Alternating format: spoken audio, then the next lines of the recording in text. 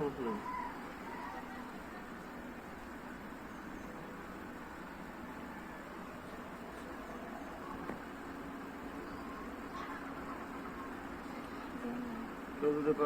খাবার বসতে দেওয়ার জন্য বুঝছো?